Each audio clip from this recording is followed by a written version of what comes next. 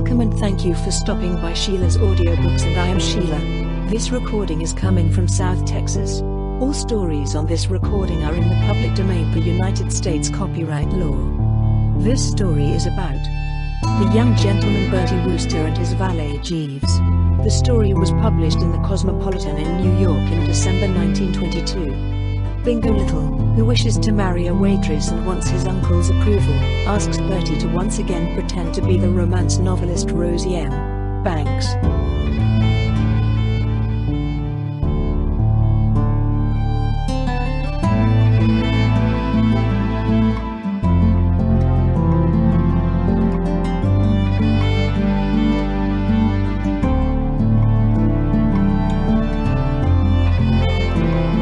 I ran into young Bingo Little in the smoking room of the Senior Liberal Club. He was lying back in an armchair with his mouth open and a sort of goofy expression in his eyes, while a grey-bearded cove in the middle distance watched him with so much dislike that I concluded that Bingo had pinched his favorite seat. That's the worst of being in a strange club. Absolutely without intending it, you find yourself constantly trampling upon the vested interests of the oldest inhabitants. "Hello, face," I said. "Cheerio, ugly," said young Bingo, and we settled down to have a small one before luncheon.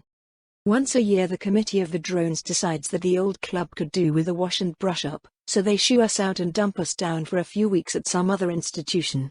This time we were roosting at the Senior Liberal, and personally I had found the strain pretty fearful. I mean, when you've got used to a club where everything's nice and cheery, and where, if you want to attract a chappie's attention, you heave a bit of bread at him, it kind of damps you to come to a place where the youngest member is about 87 and it isn't considered good form to talk to anyone unless you and he were through the Peninsular War together. It was a relief to come across Bingo. We started to talk in hushed voices. "This club," I said, "is the limit." "It is the eel's eyebrows," agreed young Bingo. "I believe that old boy over by the window has been dead 3 days, but I don't like to mention it to anyone." "Have you lunched here yet?" "No. Why?" "They have waitresses instead of waiters." "Good Lord. I thought that went out with the armistice." Bingo mused a moment, straightening his tie absently. Pretty girls?" he said. "No." He seemed disappointed but pulled round. "Well, I've heard that the cooking's the best in London." "So they say. Shall we be going in?" "All right. I expect," said young Bingo, "that at the end of the meal, or possibly at the beginning, the waitress will say both together, 'Sir?' Reply in the affirmative."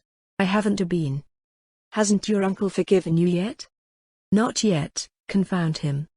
You see, young Bingo had had a bit of a dust-up with Lord Bittlesham, his uncle, some time earlier, resulting in his allowance being knocked off. I was sorry to hear the row was still on. I resolved to do the poor old thing well at the festive board, and I scanned the menu with some intentness when the girl rolled up with it. "How would this do you, Bingo?" I said at length. "A few plover's eggs to weigh in with, a cup of soup, a touch of cold salmon, some cold curry, and a splash of gooseberry tart and cream with a bite of cheese to finish." I don't know that I had expected the man actually to scream with delight, though I had picked the items from my knowledge of his pet dishes, but I had expected him to say something. I looked up, and found that his attention was elsewhere. He was gazing at the waitress with the look of a dog that's just remembered where its bone was buried. She was a tallish girl with sort of soft, soulful brown eyes. Nice figure and all that. Rather decent hands, too. I didn't remember having seen her about before, and I must say she raised the standard of the place quite a bit. "How about it, laddie?"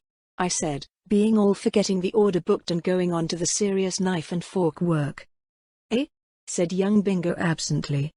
I recited the program once more. "Oh yes, fine," said Bingo. "Anything, anything." The girl pushed off, and he turned to me with protruding eyes. "I thought you said they weren't pretty, Bertie." "Oh, my heavens," I said.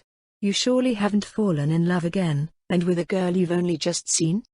"There are times, Bertie," said young Bingo, "when a look is enough, when, passing through a crowd, we meet somebody's eye and something seems to whisper." At this point the plover's eggs arrived, and he suspended his remarks in order to swoop on them with some vigor. "Jeeves," I said that night when I got home, "stand by." "Sir?" "Burnish the old brain and be alert and vigilant. I suspect that Mr. Little will be calling round shortly for sympathy and assistance. Is Mr. Little in trouble, sir? Well, you might call it that. He's in love. For about the 53rd time. I ask you, Jeeves, as man to man, did you ever see such a chap? Mr. Little is certainly warm-hearted, sir. Warm-hearted? I should think he has to wear asbestos vests. Well, stand by, Jeeves. Very good, sir. And sure enough, it wasn't 10 days before in rolled the old ass, bleating for volunteers to step one pace forward and come to the aid of the party. Bertie, he said, if you are a pal of mine, now is the time to show it. Proceed, old gargoyle, I replied. You have our ear. You remember giving me luncheon at the Senior Liberal some days ago. We were waited on by a... I remember. Tall, lissom female. He shuddered somewhat. I wish you wouldn't talk of her like that, dash it all. She's an angel. All right. Carry on. I love her. Righto. Push along. For goodness sake don't bustle me.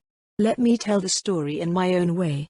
I love her, as I was saying, and I want you, Bertie old boy, to pop round to my uncle and do a bit of diplomatic work. That allowance of mine must be restored, and dashed quick, too. What's more, it must be increased. But look here, I said, being far from keen on the bally business, why not wait a while? Wait? What's the good of waiting? Well, you know what generally happens when you fall in love. Something goes wrong with the works and you get left. Much better tackle your uncle after the whole thing's fixed and settled. It is fixed and settled. She accepted me this morning. Good Lord. That's quick work. You haven't known her 2 weeks. Not in this life, no, said young Bingo. But she has a sort of idea that we must have met in some previous existence. She thinks I must have been a king in Babylon when she was a Christian slave. I can't say I remember it myself, but there may be something in it. Great Scott! I said. Do waitresses really talk like that? How should I know how waitresses talk? Well, you ought to by now. The first time I ever met your uncle was when you hounded me on to ask him if he would rally round to help you marry the girl Mabel in the Piccadilly bun shop. Bingo started violently. A wild gleam came into his eyes. You've given me an idea, Bertie. Can you throw your mind back to that occasion? Do you remember the frightfully subtle scheme I worked? Telling him you were what's her name, the woman who wrote those books, I mean? It wasn't likely I'd forget. The ghastly thing was absolutely seared into my memory. What had happened, stop me if I've told you this before, was that, in order to induce his dashed uncle to look on me as a chum and hang upon my words and all that, the ass Bingo had told him that I was the author of a lot of mushy novels of which he was particularly fond. All that series by Rosie M. Banks, you know. Said that I had written them, and that Rosie's name on the title page was simply my what-do-you-call-it. Lord Bittlesham, the uncle, had lapped it up without the slightest hesitation and had treated me both then and on the other occasions on which we had met with the dickens of a lot of reverence. That is the line of attack, said Bingo. That is the scheme. Rosie M. Banks forward once more. It can't be done, old thing. Sorry, but it's out of the question. I couldn't go through all that again. Not for me? Not for a dozen more like you. I never thought, said Bingo sorrowfully, to hear those words from Bertie Wooster. Well, you've heard them now, I said. Paste them in your hat. Bertie, we were at school together. It wasn't my fault. We've been pals for 15 years. I know. It's going to take me the rest of my life to live it down. Bertie, old man, said Bingo, drawing up his chair closer and starting to knead my shoulder blade, be reasonable. And of course, dash it, at the end of 10 minutes I'd allowed the blighter to talk me round. It's always the way. Well, what do you want me to do? I said. Start off by sending the old boy an autographed copy of your latest effort with a flattering inscription. That will tickle him to death. Then you pop round and put it across. What is my latest? The Woman Who Braved All, said young Bingo. I've seen it all over the place. The shop windows and bookstalls are full of nothing but. It looks to me from the picture on the jacket the sort of book any chappie would be proud to have written. Of course, he will want to discuss it with you. I said, cheering up. That dishes the scheme, doesn't it? I don't know what the bally thing is about. You will have to read it, naturally. Read it. No, I say. Bertie, we were at school together. Oh, righto. Righto. I said. I knew I could rely on you. You have a heart of gold. Jeeves, said young Bingo, as the faithful servitor rolled in, Mr. Wooster has a heart of gold. Very good, sir, said Jeeves. Bar a weekly wrestle with the pink un and an occasional dip into the form book, I'm not much of a lad for reading, and my sufferings as I tackled the woman, curse her, who braved all were pretty fearful. But I managed to get through it, and only just in time, as it happened, for I'd hardly reached the bit where their lips met in one long, slow kiss, and everything was still but for the gentle sighing of the breeze in the laburnum when a messenger boy brought a note from old Bittlesham asking me to trickle round to luncheon. I found the old boy in a mood you could only describe as melting. He had a copy of the book on the table beside him and kept turning the pages in the intervals of dealing with things in aspic and what not. Mr. Wooster, he said, swallowing a chunk of trout, I wish to congratulate you. I wish to thank you. You go from strength to strength. I have read All for Love, I have read Only a Factory Girl, I know Madcap Myrtle by heart. But this is your bravest and best. It tears the heartstrings. Yes? Indeed yes. I have read it 3 times since you most kindly sent me the volume. I wish to thank you once more for the charming inscription, and I think I may say that I am a better, sweeter, deeper man. I am full of human charity and kindliness toward my species. No, really? Indeed I am. Towards the whole species? Towards the whole species. Even young Bingo? I said, trying him pretty high. My nephew? Richard. He looked a bit thoughtful, but stuck it like a man and refused to hedge. Yes, even towards Richard. Well, that is to say.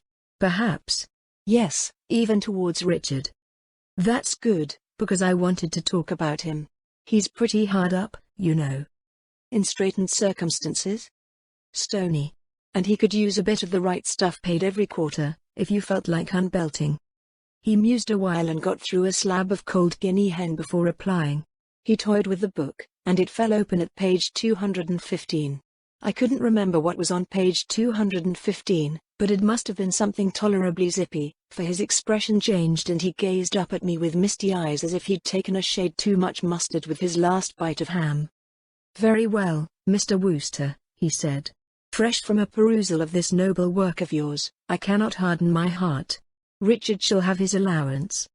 Stout fellow, I said. Then it occurred to me that the expression might strike a chappie who weighed 17 stone as a bit personal. Good egg, I mean. That'll take a weight off his mind. He wants to get married, you know. I did not know. And I am not sure that I altogether approve. Who is the lady? Well, as a matter of fact, she's a waitress. He leapt in his seat. You don't say so, Mr. Wooster. This is remarkable. This is most cheering. I had not given the boy credit for such tenacity of purpose. An excellent trait in him which I had not hitherto suspected. I recollect clearly that, on the occasion when I first had the pleasure of making your acquaintance, nearly 18 months ago, Richard was desirous of marrying this same waitress. I had to break it to him. Well, not absolutely this same waitress. In fact, quite a different waitress. Still, a waitress, you know. The light of avuncular affection died out of the old boy's eyes. He said a bit dubiously. I had supposed that Richard was displaying the quality of constancy which is so rare in the modern young man. I must think it over. So we left it at that, and I came away and told Bingo the position of affairs. Allowance O.K., I said. Uncle Blessing a trifle wobbly. Doesn't he seem to want the wedding bells to ring out? I left him thinking it over. If I were a bookie, I should feel justified in offering 100 to 8 against. You can't have approached him properly. I might have known you would muck it up, said young Bingo. Which, considering what I had been through for his sake, struck me as a good bit sharper than a serpent's tooth. It's awkward. It's infernally awkward. I can't tell you all the details at the moment, but... yes, it's awkward.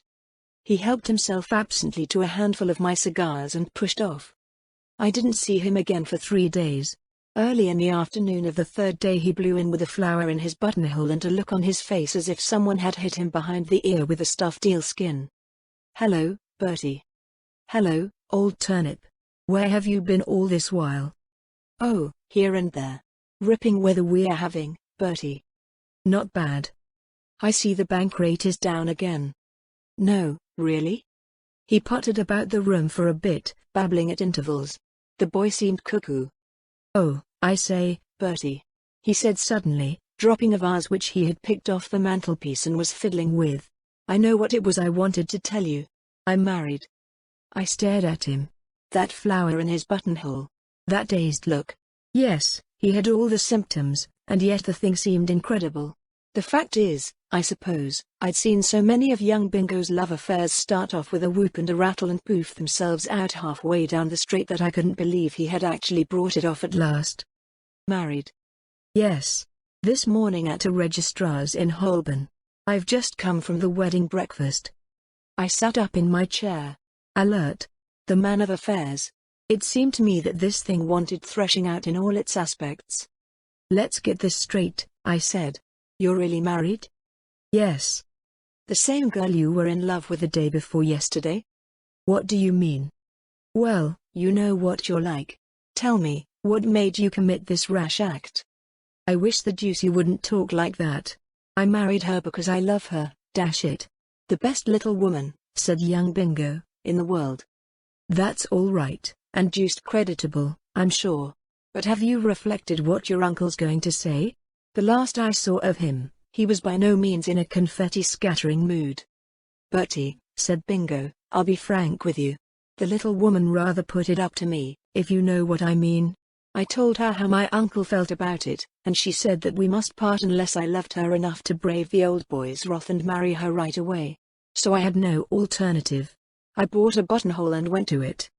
"And what do you propose to do now?" "Oh, I've got it all planned out. After you've seen my uncle and broken the news." "You don't mean to say you think you're going to lug me into it?" He looked at me like Lillian Gish coming out of a swoon. "Is this Bertie Wooster talking?" he said, pained. "Yes, it jolly well is." "Bertie, old man," said Bingo, patting me gently here and there, "reflect. We were at school." "Oh, all right. Good man. I knew I could rely on you. She's waiting down below in the hall. We'll pick her up and dash round to Pound Spy Gardens right away." I had only seen the bride before in her waitress kit, and I was rather expecting that on her wedding day she would have launched out into something fairly zippy in the way of upholstery. The first gleam of hope I had felt since the start of this black business came to me when I saw that, instead of being all velvet and scent and flowery hat, she was dressed in dashed good taste. Quiet. Nothing loud. So far as looks went, she might have stepped straight out of Berkeley Square. "This is my old pal Bertie Wooster, darling," said Bingo. "We were at school together, weren't we, Bertie?" "We were," I said. "How do you do?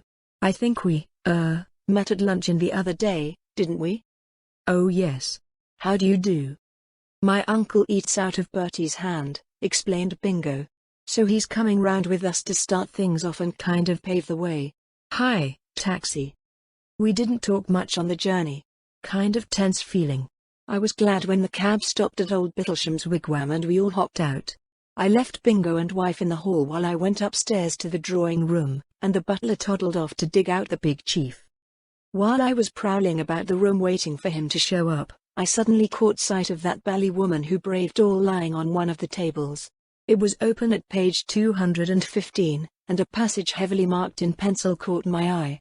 And directly I read it I saw that it was all to the mustard and was going to help me in my business. This was the passage. "What can prevail?" Millicent's eyes flashed as she faced the stern old man. "What can prevail against a pure and all-consuming love? Neither principalities nor powers, my lord, nor all the puny prohibitions of guardians and parents. I love your son, Lord Windermere, and nothing can keep us apart. Since time first began this love of ours was fated, and who are you to pitch yourself against the decrees of fate?" The Earl looked at her keenly from beneath his bushy eyebrows. "Humphrey," he said. Before I had time to refresh my memory as to what Millicent's comeback had been to that remark, the door opened and old Bittlesham rolled in. All over me, as usual.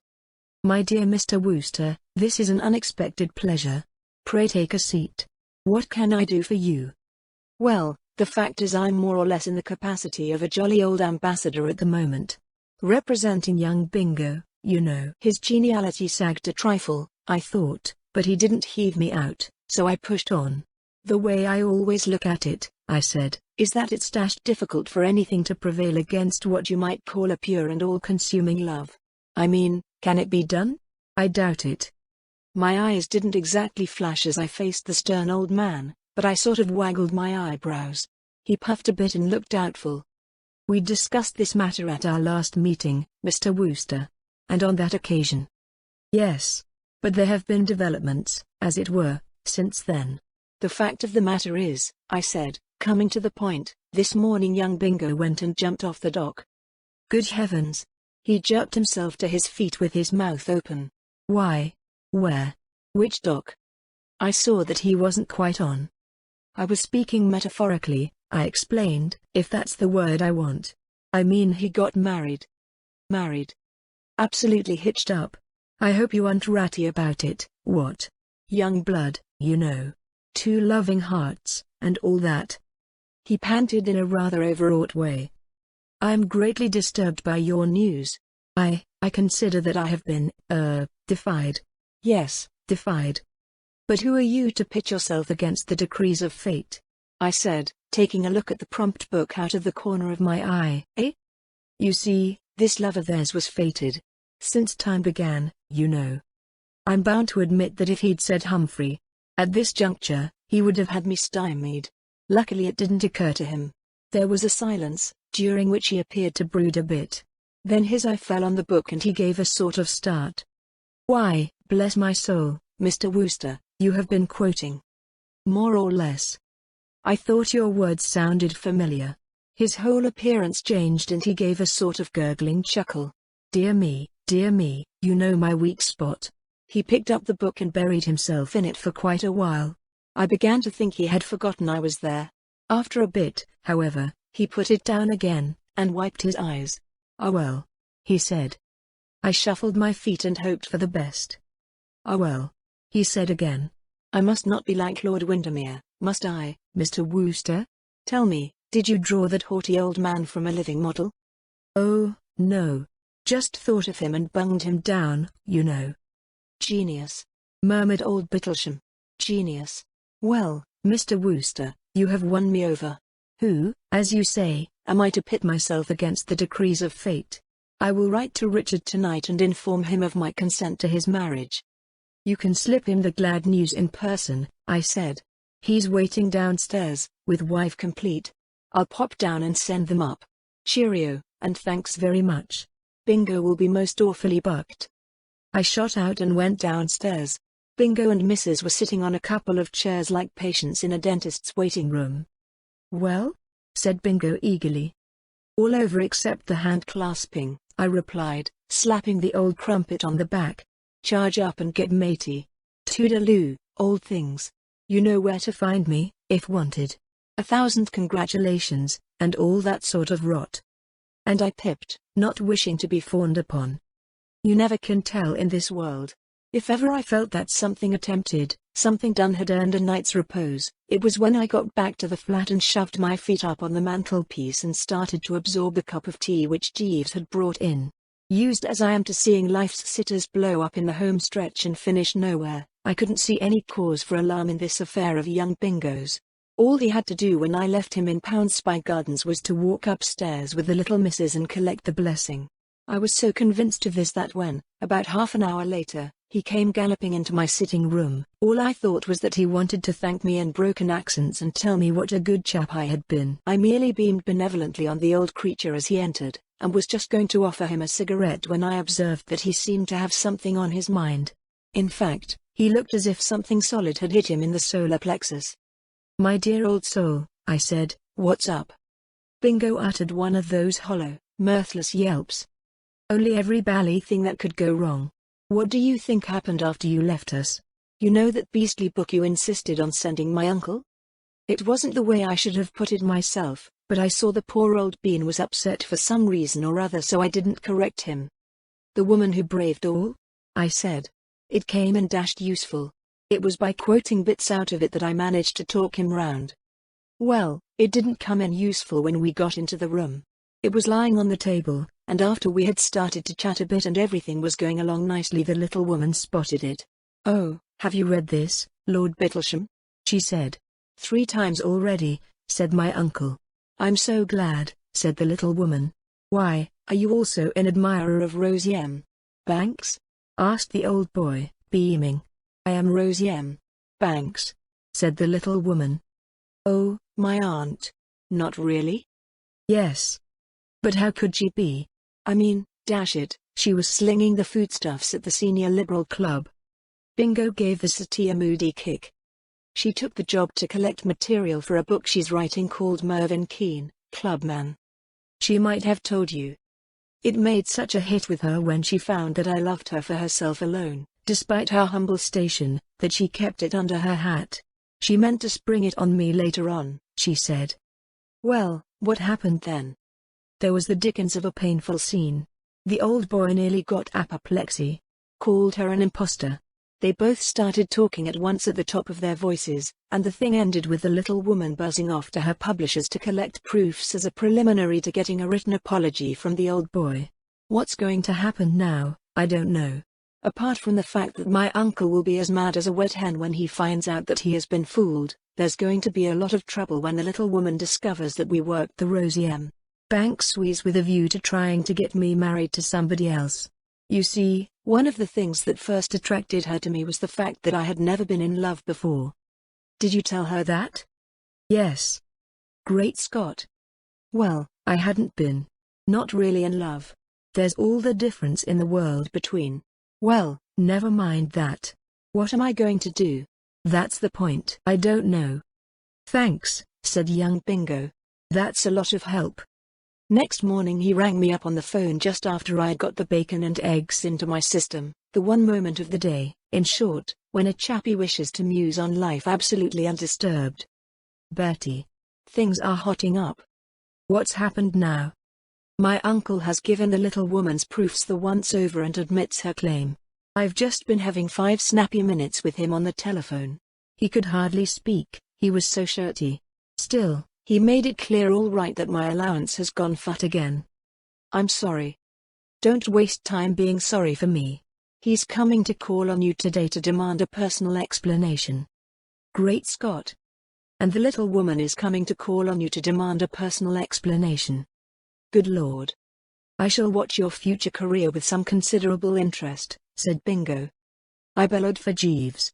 "Jeeves." "Sir?" "I'm in the soup." "Indeed, sir?" I sketched out the scenario for him. "What would you advise?" "I think if I were you, sir, I would accept Mr. Pitt Whaley's invitation immediately. If you remember, sir, he invited you to shoot with him in Norfolk this week." "So he did. By Jove, Jeeves, you're always right. Meet me at the station with my things the first train after luncheon." "Would you require my company on this visit, sir? Do you want to come?" "If I might suggest it, sir, I think it would be better if I remained here. I might possibly hit upon some method of pacifying the various parties, sir." "Righto. But if you do, you're a marvel." I didn't enjoy myself much in Norfolk. It rained most of the time, and when it wasn't raining I was so jumpy I couldn't hit a thing. By the end of the week I couldn't stand it any longer.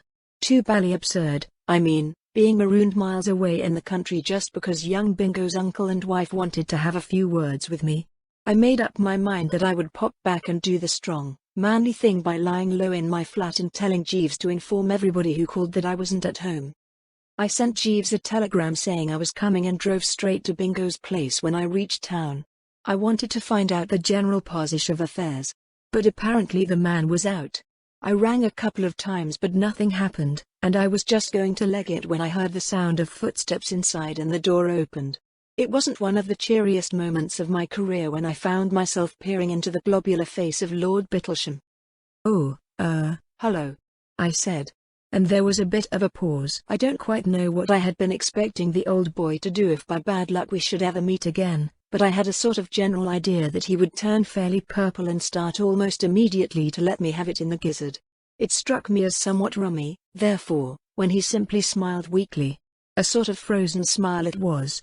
His eyes kind of bulged and he swallowed once or twice. He said. I waited for him to continue, but apparently that was all there was. Bingo in? I said, after a rather embarrassing pause. He shook his head and smiled again. And then, suddenly, just as the flow of conversation had begun to slacken once more, I'm dashed if he didn't make a sort of lumbering leap back into the flat and bang the door. I couldn't understand it. But as it seemed that the interview, such as it was over, I thought I might as well be shifting. I had just started down the stairs when I met young Bingo, charging up 3 steps at a time. Hello, Bertie, he said. Where did you spring from? I thought you were out of town. I've just got back. I looked in on you to see how the land lay. How do you mean? Why, all that business, you know. Oh, that, said young Bingo airily. That was all settled days ago. The Dover piece is flapping its wings all over the place. Everything's as right as it can be. Jeeves fixed it all up. He's a marvel, that man, Bertie, I've always said so. Put the whole thing straight in half a minute with one of those brilliant ideas of his. This is topping. I knew you'd be pleased.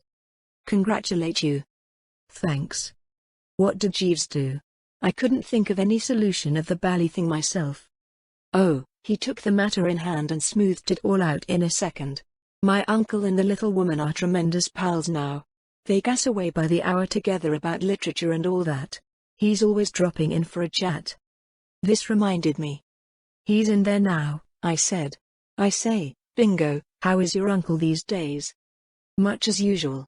How do you mean? I mean he hasn't been feeling the strain of things a bit, has he? He seemed rather strange in his manner just now. Young Bingo laughed a carefree laugh. Oh, that's all right, he said. I forgot to tell you about that. Meant to write but kept putting it off.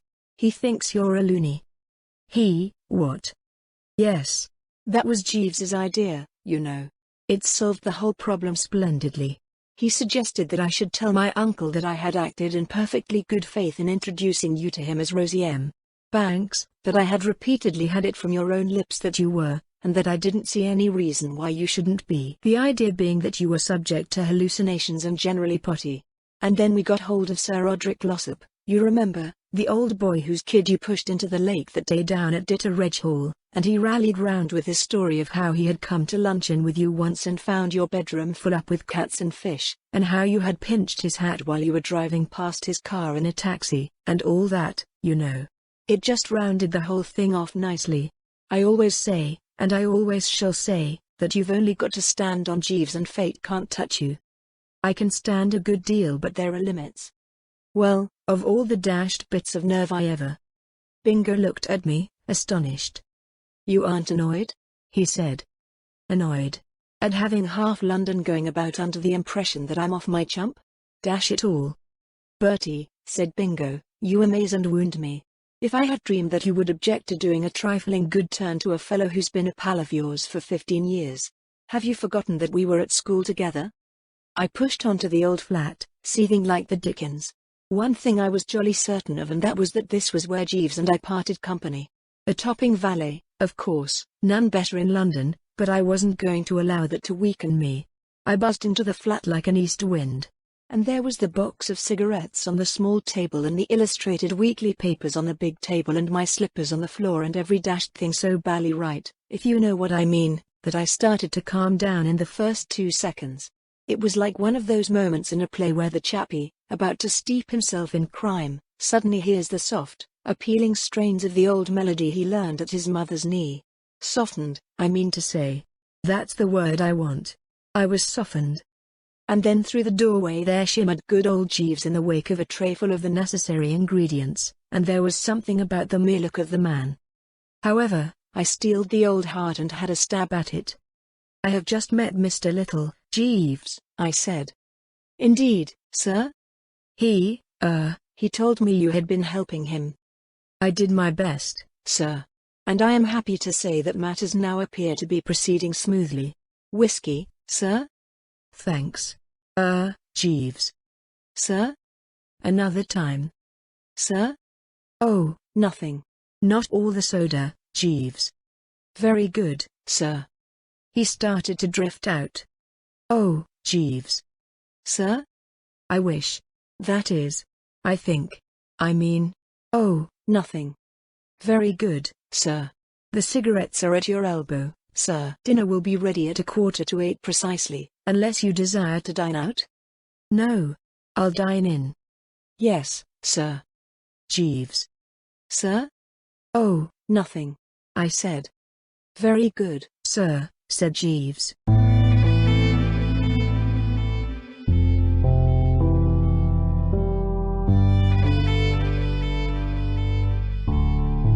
Thank you for listening to today's episode. I really hoped you enjoyed it. There will be more to come. Please subscribe not to miss out on what is next. I will be looking forward to your return. The music is by Madfan from Pixabay. To support this and other artists, go to pixabay.com. Sheila.